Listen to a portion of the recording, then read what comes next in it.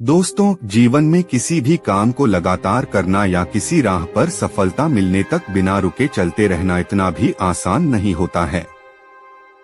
लेकिन आप लोग निराश मत होइए, क्योंकि अगर समय समय पर हम प्रेरित मोटिवेट होते रहे तो यह काम भी आसान हो जाता है। आज की एक छोटी सी मोटिवेशनल कहानी आप में नई जान फूंक देगी और आप जिस भी काम को लगातार करना चाह रहे होंगे उसके लिए आपको प्रेरणा देगी। इसलिए मेरी आपसे रिक्वेस्ट है कि इसे आप एक बार पूरी जरूर पढ़िएगा। A small motivational story vertical bar. एक छोटी सी मोटिवेशन कहानी। एक छोटे से खेत में एक जवान लड़का और उसका दादा मिट्टी खोद रहे थे। वे मिट्टी को पलट रहे थे, उसकी गांठों को तोड़ रहे थे ताकि मिट्टी उस वर्ष की बुवाई के लिए अच्छे से तैयार हो सके।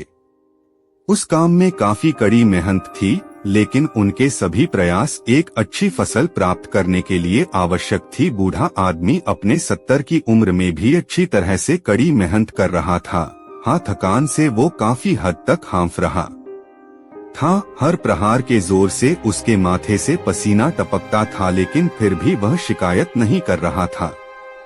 उसका पोता, जो महज 17 साल का था, तंदुरुस्त और ताकतवर, वह मिट्टी को पलटने और गांठों को तोड़ने में लगती मेहनत और ताकत के लिए कोसता।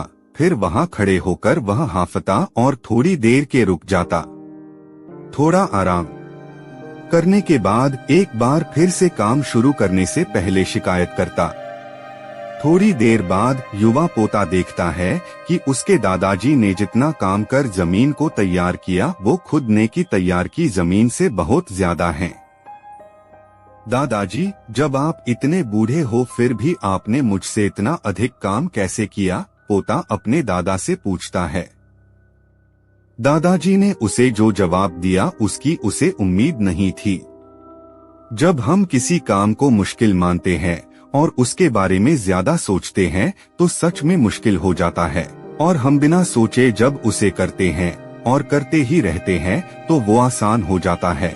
पोता थोड़ा अचंभित हो जाता है, इसलिए दादाजी अपनी बात जारी रखते हैं। जब हम अपना समय यह सोचने में बिताते हैं कि कोई काम कितना कठिन है और अभी कितना सारा बाकी है, तब हमारा मन बहाने बनाने लगता है।